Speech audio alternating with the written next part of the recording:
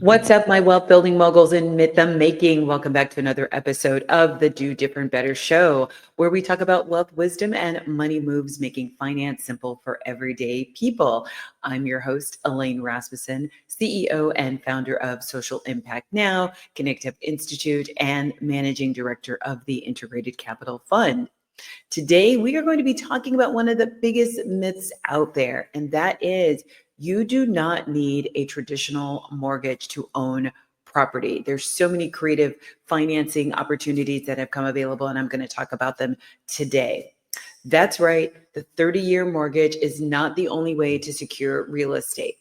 And in some cases, it's really not even the best way. If you've ever thought, I want to invest in real estate, but I don't want to be tied down to a mortgage for the next three decades, this episode is for you. Now, let's be clear, real estate is a powerful wealth building tool.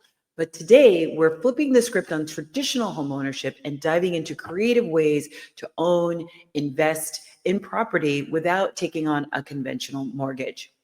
Here's a fun fact. Did you know that nearly 30% of homes in the United States are owned mortgage-free? That's millions of people who have found ways to own property without taking on massive debt.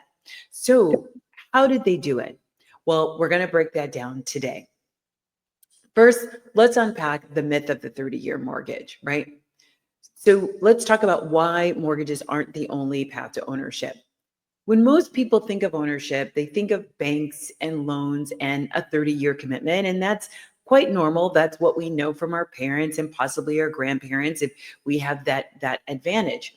But really, but the reality is that a mortgage is just one financing method tool. It's not ownership itself. That's the debt piece. And you've heard me on previous episodes really talk about and really helping you really understand debt and the mechanisms of debt financing and what that means and what that looks like. But what if we stopped seeing home ownership as buying a house to live in and started seeing it as a strategic investment, right? That's what I'm asking you to consider today. So first, let's break down what the real cost of a mortgage is. What happens when you take out, let's say, a $400,000 mortgage at 6.5% interest rate? And that's actually pretty good right now. The interest rates are kind of hovering around 7 or 8. But for this example, we're going to talk about 400,000 at 6.5% interest. Over 30 years, you would be paying over $900,000. That's almost $1 million more than the original price because of the amount of interest that you're paying. And that's before you even factor in property taxes, maintenance, and insurance. There's nearly $1 million that could have been used to generate wealth somewhere else, whether it's investing in the stock market or investing in your own education or your own career, right? That's $1 million of interest that you're paying over the 30-year lifetime of a mortgage. So this is why it's really important. I'm not saying that getting a traditional 30-year mortgage is a bad thing. That's not what I'm saying. What I'm saying is there are other ways for you to think about, particularly if you're not interested in living in the home, but you want to acquire some kind of ownership. There are alternate ways to think about that, right? There's nothing wrong with a 30-year mortgage, but I just want you to think about it makes the most sense if you're actually going to be moving into the property, right? Okay. So now let's talk about the alternative ways to get into real estate without signing your life away to a bank. So we know this traditional way of thinking about renting versus owning, right? But even renting doesn't mean you can't invest in real estate. I did a whole show about people who are city dwellers who might be living in apartments and how they might be able to leverage their income of not having to pay a mortgage to actually leverage that into investing. So I definitely encourage you to check out that episode. But getting back to today's topic, renting doesn't mean you can't invest in real estate. It just means you have liquidity and flexibility that can be used to invest smarter. So remember what we talk about liquidity is how much cash you actually have on hand. And you might have more cash on hand without a mortgage. Particularly if you're a single person, you have no dependents that are relying on you, you have what is called an extra discretionary income. Those people who tend to not have children tend to have more discretionary income because they have less responsibilities that they're shelling out cash for. So I want you to consider this. Would you rather put all your money into a home you live in or use it to buy assets that can generate income? That's just a question. Once again, there is no judgment here. This is a safe zone, but just understand where, particularly if you're a young person, you may not want a house because you don't even know where you're going to be living. I think about my son who is pursuing a career in the medical field. He has no idea where he's going to be. So while he wants to make investments into real estate, it does not necessarily make sense for him to buy a mortgage or buy a home with a 30-year mortgage, and he's stuck. He has to deal with that property in a particular state that he may no longer be living in. So let's think about investing as a first approach, right?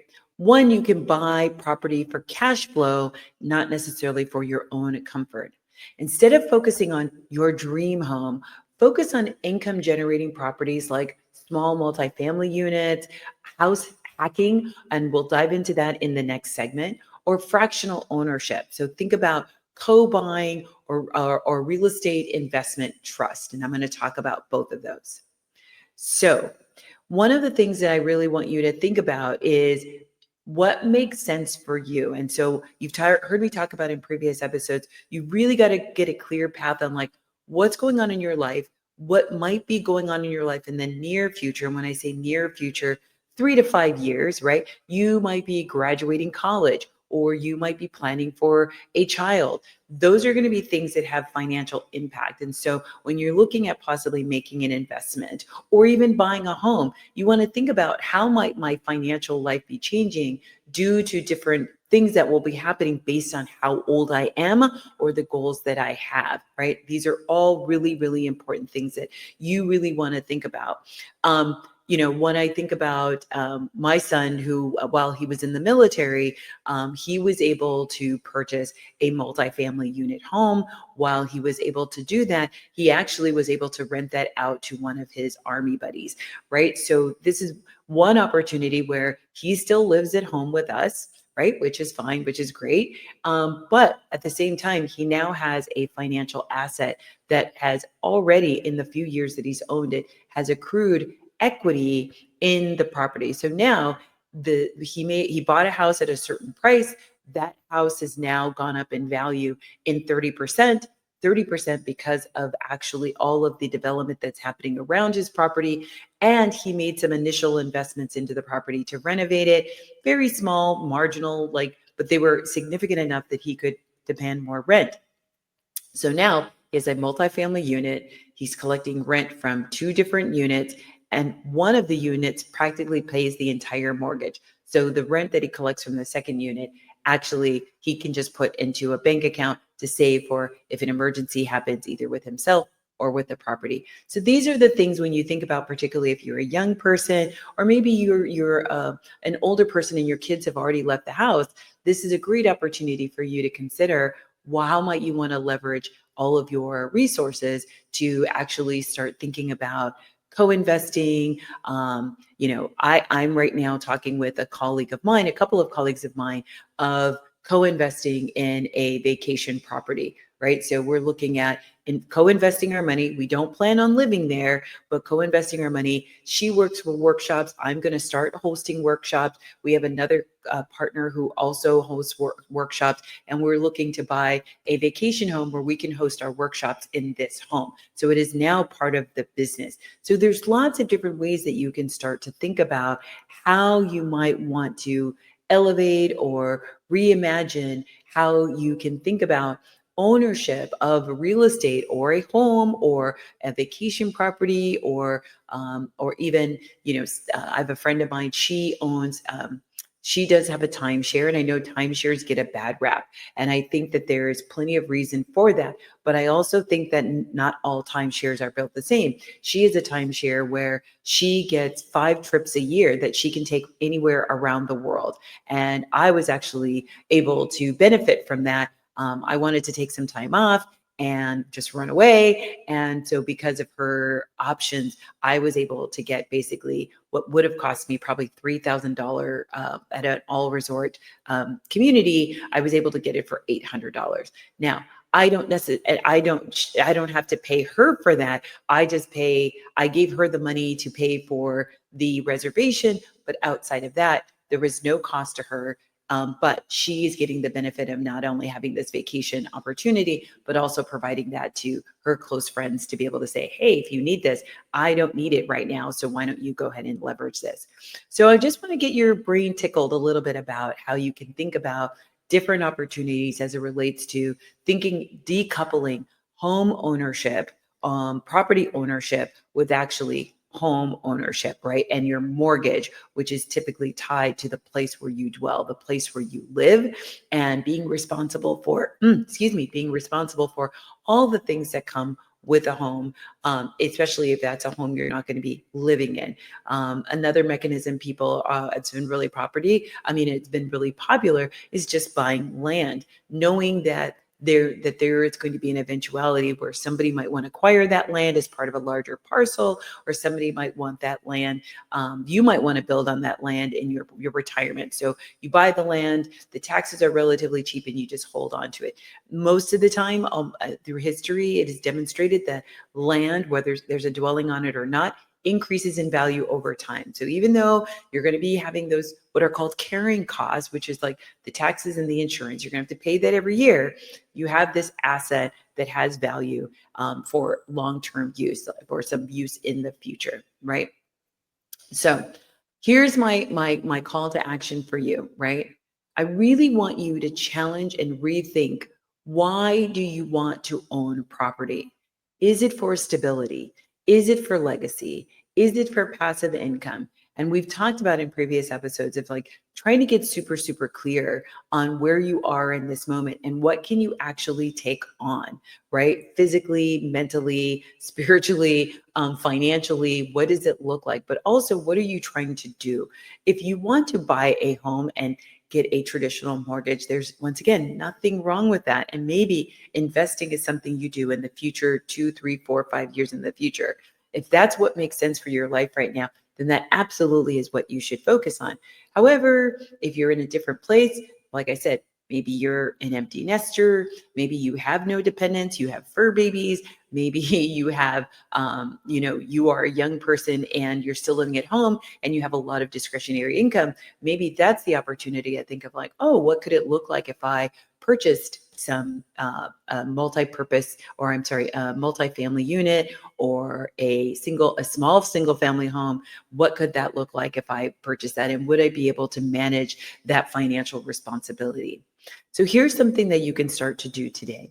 Start researching real estate. Lots of the websites are free. You can kind of see what's on the market, what are prices looking like. There are even calculators to tell you, hey, this is what you can presume what the mortgage would be, or what the monthly expense would be for this particular property. But start researching real estate markets where homes can be purchased without a mortgage, maybe a lower cost market or co-ownership. Lots of people are buying properties in other states, particularly states where the cost to purchase a property is significantly lower. I have a couple of friends, they've purchased property in other countries. There's a whole nother level of risk that comes with that. Obviously, you can't see it. You can't be there all the time if something happens, but there's mechanisms for that. But once again, if you're buying it and knowing, hey, in 20 years from now, I want to live in that country, hey, that's an opportunity for you, right? To be able to do that. So this is just the beginning, folks, okay? You're listening to the Do Different Better Show. I'm your host, Elaine Rasmussen. In the next segment, we're going to be diving into how to own real estate without a mortgage, including co-ownership, house hacking, and lease options. You're not going to want to miss this. Don't forget, you can watch the show on YouTube at Do Do.Different.Better, and I will see you after the break.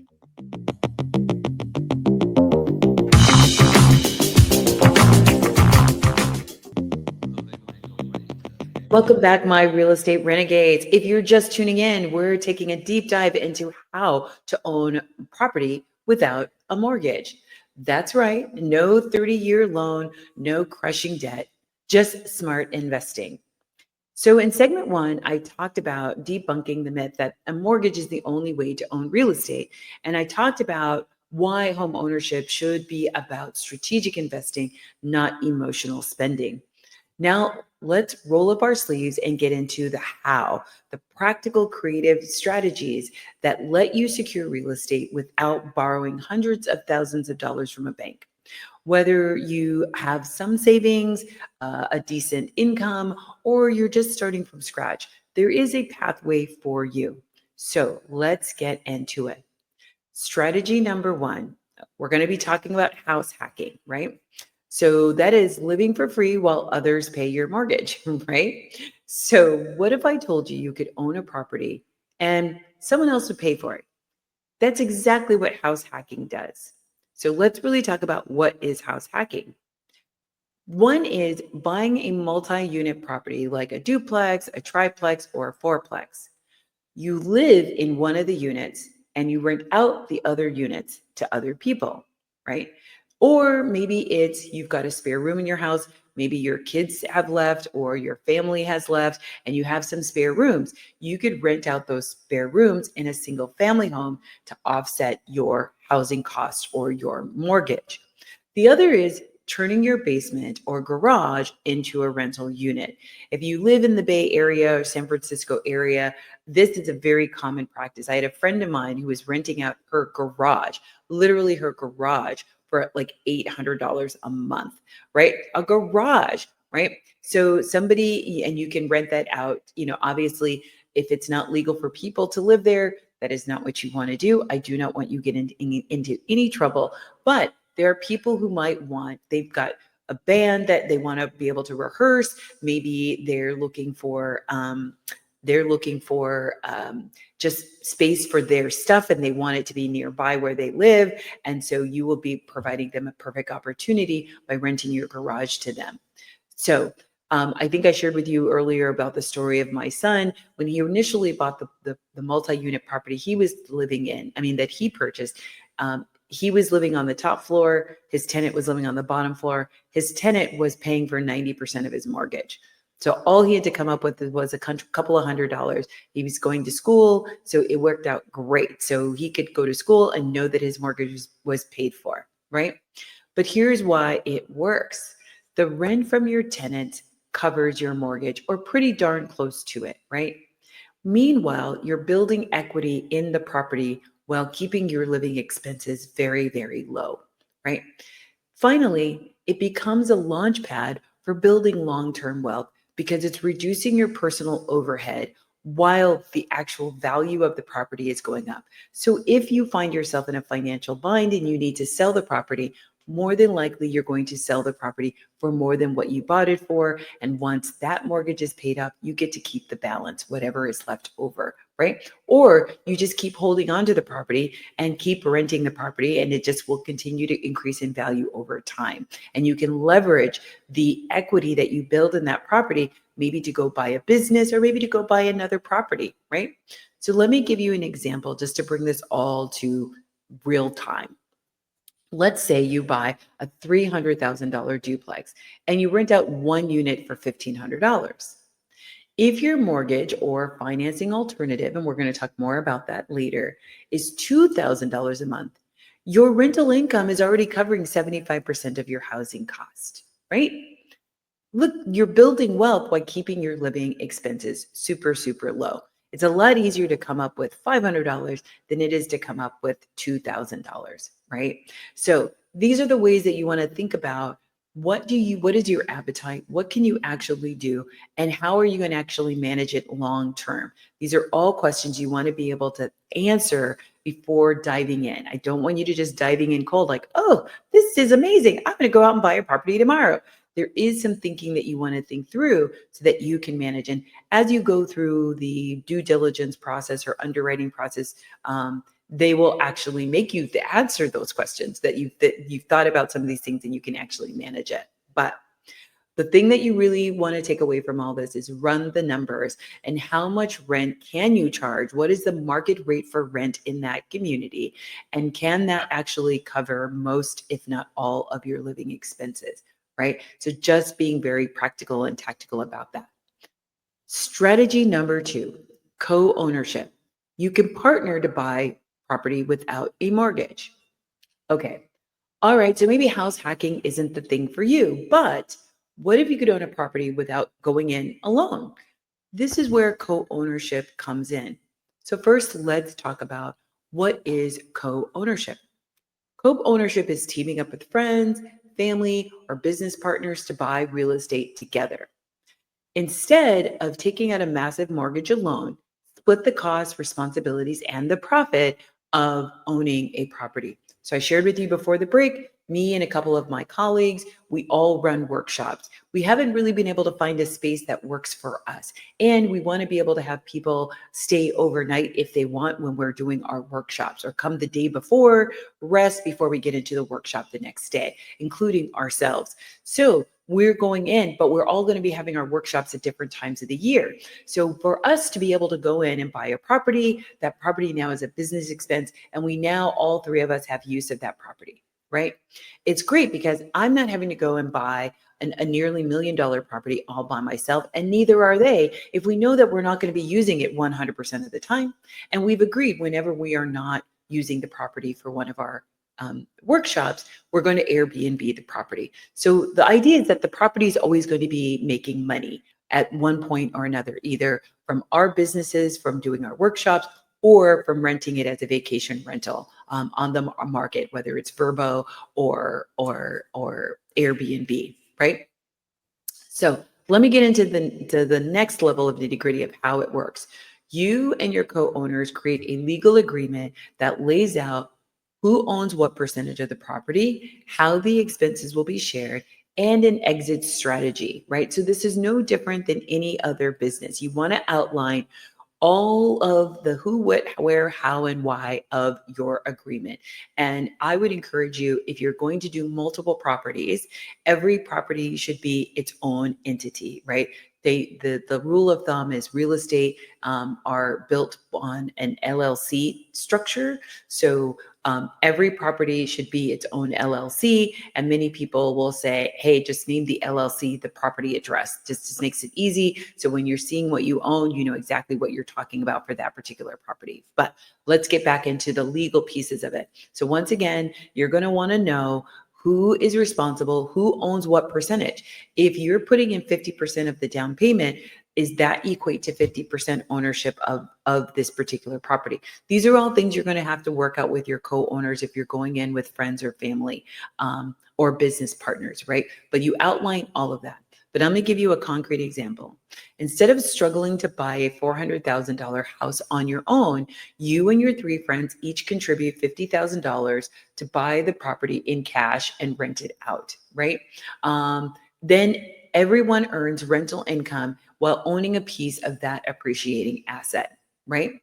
So, and that $50,000 that you're each putting in, that collectively is $150,000. That includes the down payment for the house. So you can get 20, you're going to put down 20%, right? And 20% would be $100,000, but you also have an additional $50,000 of emergency money in case any repairs need to be made, any unexpected expenses need to be made, marketing needs to be done, pictures need to be taken, anything like that if you are going to turn it into a vacation property. Because everybody's putting in this, maybe you all decide that the ownership is 33, 33, 33 and a third, right? So, but it is super, super important, no matter what you decide to do, to always have legal contracts in place when co-owning property that isn't a handshake deal. I get into this particularly with partners all the time. One of the things when I'm talking with entrepreneurs, I ask them, I'm like, and their partners, I'm like, do you have an agreement?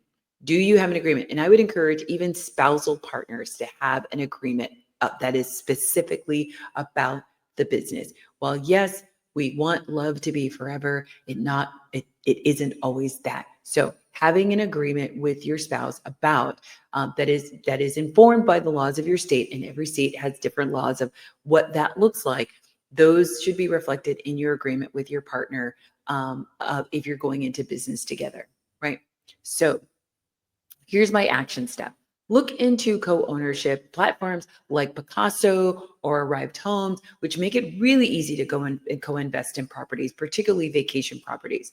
Maybe start some conversations with some trusted friends or family members about the possibility of pooling resources to get to purchase a property. Okay, here's strategy number 3: lease options and seller financing. Okay, so maybe you don't have a team of partners or family or friends who maybe have access to capital, or they're just not interested in doing something like that with their resources at that time. But you're not necessarily ready to rent out the extra space you have in your home. What if you could own a home without getting a mortgage directly from the seller? This is where lease options and seller financing can come in. So first, let's talk about what is a lease option. It could be a rent-to-own agreement when you rent a home with a right to buy it at a later time at today's price, right?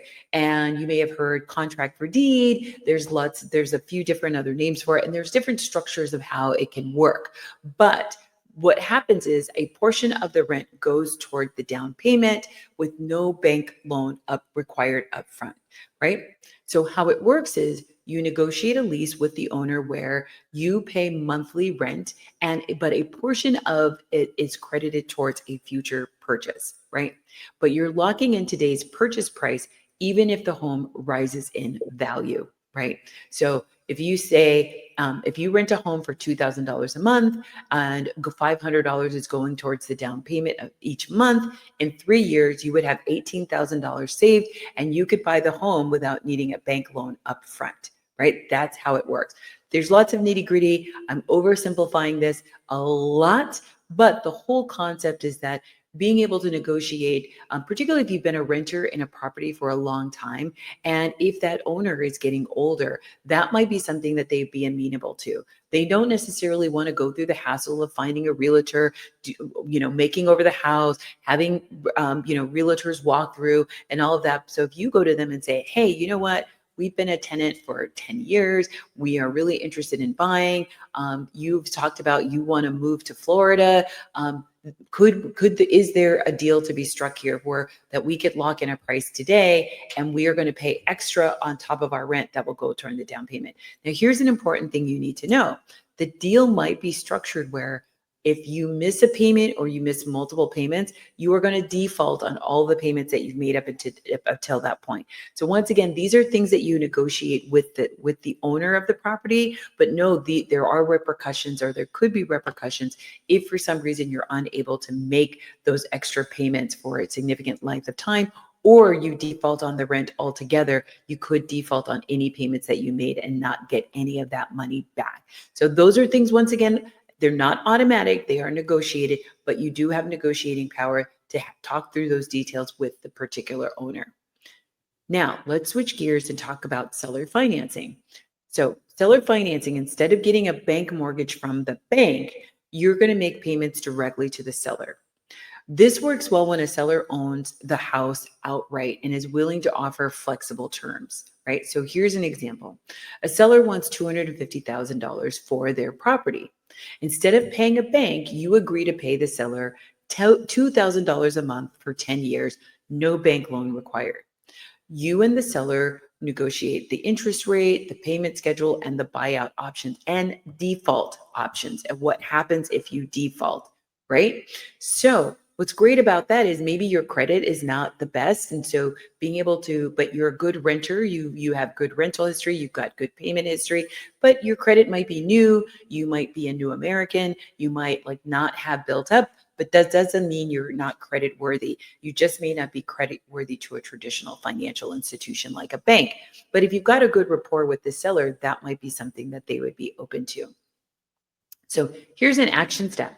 Search for rent-to-own homes or sellers open to financing on websites like Craigslist and Zillow's, Make Me Move listings, and local real estate investor meetups are also great places to start. They may have some off-market places that listings that are people who are interested in maybe doing some alternative financing or outside the traditional financing options for their property for a variety of reasons.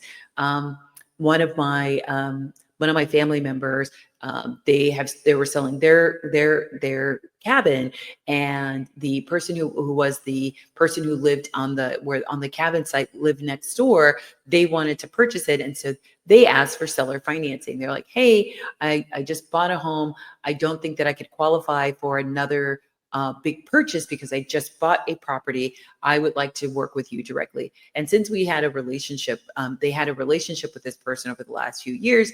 They felt good about setting up seller financing terms. So once again, seller financing, you might want to do it with a stranger, but it certainly could work out better if you have some kind of pre-existing relationship with the person, right? And that goes for the buyer or for the seller. Okay. Whew, let's take a deep breath. We just went deep in how to own property without a mortgage, from house hacking to co-ownership to lease options. These aren't just theories. People are using these strategies every day to build wealth in real estate.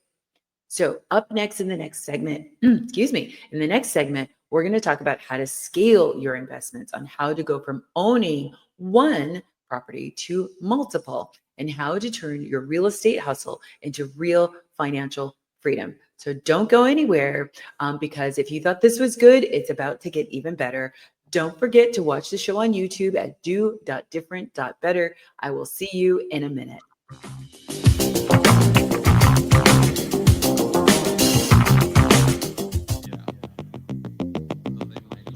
What's up, my wealth builders? Welcome back to the Do Different Better Show. I'm your host, Elaine Rasmussen. We have spent the last two segments talking about how to own property without a mortgage, from house hacking to co-ownership to creative financing. Now we're going to level up this whole conversation, because buying one property is great, but let's talk about how to scale your real estate investment and turn this into real generational wealth. If you're ready to go from one property to a portfolio, or if you want your first real estate move to be part of a bigger plan, this segment is for you. All right. Let's say you've used one of the strategies from segment 2 and now you own a property without a mortgage. What's the next move? Leverage it to buy more. But you're like, Elaine, but how do I do that? So let's think about this, how to use the rental income to expand. If your property is bringing in more income than the expenses, that extra cash flow can be saved towards your next purchase. For example, if your house hacking setup gives you an extra $500 a month, that's $6,000 a year. That's enough for another down payment on another investment, right? Once again, we already talked about some other financing options, right? So you can do seller financing expansion. That's if you use seller financing for your first deal, you may be able to negotiate terms that let you put your first property up as leverage for the next property, right? With a co-ownership expansion, if you co-own a property, you and your partners can use the profits to reinvest together to get an additional property. Excuse me. So here's an example. You and your two partners co-own a duplex generating $3,000 a month in rental income. You each invest $500 a month into a savings pool together. In 2 years, you all would have $36,000 to buy a second property in cash or through some other alternative financing deal. Maybe you buy a distressed property. Maybe you buy a property at auction, right? Then you just have to worry about having the cash to do any modifications or upgrades that the property might need. But sometimes they don't need any. Sometimes they need a lot. So you want to be careful, right? This is where you want to build up your savings with these things, because you want to be able to have a rainy day fund, right? That means, hey, something happened with the roof, something happened with the water heater. I will just tell you, I just put in a new new furnace. I will just tell you that was a big check I had to write. It was really painful. So you want to make sure you have reserves to handle any of those things, particularly if you're going to go into a co-ownership model or a partnership model. So here's something that you can do. Start tracking how much cash flow or savings from your first property that you can start to put into your second investment. Or if you're renting out a room in your home, does the market allow for you to raise the amount that you are renting that room for? I have a friend of mine, she does Airbnb for international students. So what that allows her to do is she is collecting rent for her room. She's got different international students coming through her home about every 3 months. And so she gets to meet different people from different places. She's making a rental income. She could take all of that because her mortgage is paid off. If she really wanted to buy another property, she could do that. So here's step 2. All right, I know that some of you are thinking, I like real estate, but I don't want the headache of managing tenants. Say less. There are ways to scale your real estate investment without ever fixing a toilet, right? There is this opportunity called REITs, and REIT is an abbreviation. It's REIT. That stands for Real Estate Investment Trust. Okay. A real estate investment trust is like a stock that you invest in real estate, right? Instead of buying one property, you're investing in companies that own multiple properties like apartment buildings, hotels, or commercial spaces. What REITs do is they pay you a dividend, meaning passive income without managing tenants, or even, quite frankly, the property. The REIT, the people who are part of the REIT, the people who are paid administrative fees, they will manage all of those things, right? So here's an example. Instead of saving $10,000 for a down payment, you invest in a REIT with 8% annual returns. That $800 a year in passive income, that's $800 a year in passive income, all without dealing with landlords, mortgages, or maintenance, right? Then there's crowd-funded real estate. There are platforms like Fundrise, Arrived Homes, or Realty Mogul that let you invest in real estate deals with as little as $500. Instead of buying a whole building, you're buying shares in a property and you get a cut of the profits. Think about, we hear about this a lot in New York with co-ops, right? But even with those co-ops, those are people who are co-op, they're owners, but they live in the building. But there are co-ops where you don't necessarily have to live in the building, but you still get a piece of ownership that acts very similar like a stock. You're going to get a dividend, or you're going to get some kind of compensation as a result of rising rent prices, when the property sells, those kinds of financial events when those happen, right? So here's something you can do. Start to research REITs, remember REIT, REITs, and crowdfunding platforms, and see if this is an investment style that might work for you. I'm going to be posting on LinkedIn some articles about this, so definitely check me out on LinkedIn, and you'll start to see some of those, and those might be able to answer some of your questions. Or feel free to just shoot me a question. If I don't know the answer, I will get you the answer. I have a very wide network. We can get you an answer, right? So here's step 3. Automating your income and building generational wealth. Okay, so you have got multiple properties or passive real estate investments, but the key is long-term success. This means automating your income streams. So number 1, set up systems to run your real estate like a business, right? Use property managers to handle tenant issues.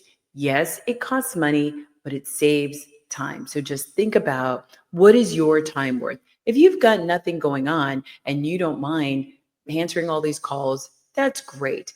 Some of us are still working a job while we're doing our real estate investing. So do you want to be getting calls at work? Do you have a job? Maybe you're a lawyer, or maybe you're a doctor or a nurse, and you are not always going to be available to step away from what you're doing. By having a property manager, they're going to take all of that off your hands. And so it could be worth your while to just pay that expense to know that everything is taken care of. You know, for me, when I first started, I managed all my properties, but then it got to a point where I just didn't want to be doing it anymore. And so I handed it over to a property manager. The other thing that you can do is automate rent collection. There are great platforms like Commercial Cafe, Cozy, Avail, to ensure consistent cash flow. sometimes your property manager will have a platform that they use that they will have you put on. Some of the places where my office is, we're a tenant and everything is automated. I put in my maintenance request automatically on a platform. I pay my rent on the platform. I never really talk to a human. I don't think I've ever talked to my landlord, right? But these are different ways that you can start to automate managing your properties, whether they're co-ownership or not, to be able to make sure that things are just streamlined, right? But you can also use accounting software like Stessa to track income, expenses, and tax benefits, right? There's also Tenant Cloud. That's another great one that you can use. And I think it's like maybe $20 a month, right? Small cost to be able to know that everything is managed and you now have a record, right? You can keep records. So you're going to put your tenants have to make their requests on this platform. You now have a record of things that you've done. And believe me, as somebody who's gone to court many times with people, with my tenants, not because I'm a bad landlord, they were bad tenants, but I've had to go to court. Having that record has made all the difference in the world. I've pretty much won every single case I had except for one. And the case that I didn't win, I only had to pay $1. That was, so once again, that was a signal to the judge that they were on my side, but for practical, for legal reasons, they sided with the tenant, but I only had to pay $1 in damages. So now let's talk about turning rental income into wealth, right? Reinvesting your profits. Use the profits from your first property to buy more. Just keep growing, right? But it may not happen right away, right? So my son, it was 3 years between his first property and now he's about to acquire his second property, right? So don't try to rush and think that it's going to just, I bought one, I want to turn around and buy another one. One that might not be good for you from just a capacity standpoint, but also from a financial standpoint. So don't assume or don't plan that your next property is going to be bought in the next 30 days. Give yourself some breathing room, give yourself some time to be able to see what is it like, what kind of draw on your time and energy is managing property going to be, and then start to put the money away to get ready for your next property. So, next, pay yourself first. Set up automatic transfer to reinvest 20 to 30% of your rental income into new deals. So that's another great way to automate so you don't spend all the money right away. It goes into maybe a separate bank account, maybe it goes into a CD, whatever, where you can't touch the money, but it is available if you absolutely positively have to use it, right? Then finally, protect your assets. So use an LLC or a trust to safeguard your investments in the long term. Having an LLC, once again, gives you a little bit of legal protection in case you're sued. That's going to be really, really helpful as opposed to owning it personally outright. You are going to be personally responsible. Having an LLC, having it in a corporate structure helps with giving you some protections, right? So I'll give you an example. If you own 5 properties and each property is generating $1,000 of income, that's $5,000 of income a month, and that translates to $60,000 of income a year. Reinvesting just 30% of that, or $18,000, could annually fund another investment property every single year, right? So once again, you really got to kind of get a grip on understanding what are your goals, what is your financial tolerance, and what can you actually save, but also what is the expense of managing the property that you currently have, because no two properties are alike. And here's my final step. Create a long-term real estate wealth plan. Where do you want to be in 5 years? You know, I talked to my son, he's like, I want a portfolio of 10 properties. That's great. So what then is going to be the plan for that? But start making your money moves today. Even that may just start with just doing research, starting with the research, identifying what your goals are, identifying what you can, what you can't do, and what your risk tolerance is, and what your financial tolerance is. So with all of that being said, I'm going to bring this all to a close, right? So I just broke down the real estate hustle handbook, from owning a property without a mortgage to scaling it to long-term wealth, right? So whether you're house hacking, you're co-owning, you're investing in REITs, or you're building a rental empire, the key is to take action. Real estate is a wealth building machine if you use it strategically, and it does require planning. Do not take this lightly, right? This, I will tell you as somebody, I have so many lessons learned from my first properties. I get asked all the time. I had 5 single family homes, and people often ask me, like, knowing what you know today, what would you tell your past self? And I would tell my past self, I would have, instead of buying single family homes, I would have bought multifamily properties, duplexes, triplexes, quads. And the reason is, when that single family house is empty, you are not collecting anything. You are just paying carrying costs, whether it's the mortgage, whether it's insurance, whether it's the water bill, the light bill, the lawn, the snow removal, whatever. So at least when you have a multi-unit or a multifamily property, if one unit is not rented, you're still collecting rent from the other units, right? So that's the biggest lesson that I learned. But once again, you may not be in a financial position to do that. Sometimes these small, like my son was looking at a property, it was a really small, I think 800 square foot little house, but it was like $150,000. Well, one, that is something that's attainable. And he's like, listen, it's just me. I want to rent the property while I'm in school. And I mean, I'm going to buy the property in school. I don't need a lot of house. And so this is perfect for me. Okay, that's a single family house. It works for him. It works for his goals. So this is why it's really important for you to have a clear line of sight on like what's important to you. What do you want to do? How do you want to do it? And what is the path after that? So you can make sure things fit together as possible. Obviously, life is going to be lifing and you may not be able to, it's not going to work out perfect. But if you go in with having a plan and a strategy, it makes it a lot easier. So once again, if this episode has got your wheels turning, I really want you to subscribe, leave a review, share it with somebody who needs to hear this message and they're looking to build a real estate empire. So I want you all to just really think about and leverage this as an opportunity. Real estate is a really great way, and co-ownership is an amazing way to increase your wealth without getting bogged down with a 30-year mortgage. So, and I hope you enjoyed this episode. And as always, I'm looking for you to do different better. I will see you all next time. If you loved today's episode, leave a review, subscribe, share it with another person who's really interested in real estate. And remember, you can watch the show on YouTube at Do.Different.Better. I hope to see you. Let me know what you think of the show. We love comments. Tell us how this has helped you. Or if there's somebody you want me to interview, let me know. But I can't wait to see you next week when I show you how to do different better.